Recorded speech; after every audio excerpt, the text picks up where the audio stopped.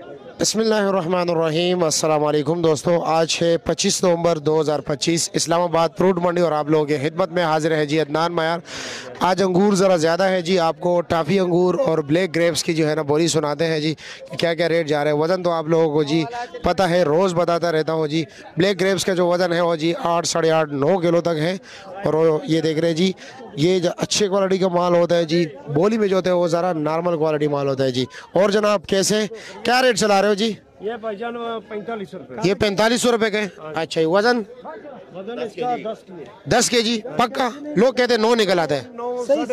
9, साढ़े 9, 10 ठीक हो गया जी, शुक्रिया। चलो जी, अभी बोली का रेट आपको बता देता हूँ कि बोली में क्या रेट जा रहे हैं। क्या रेट है ये वाला? ये वाला ये 3500 रुपए का।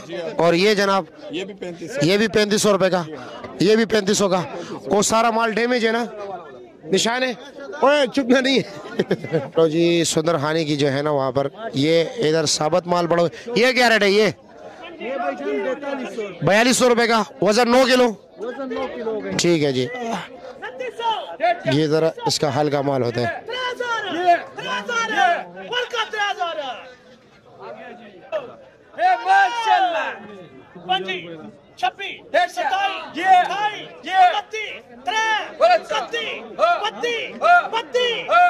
Tati,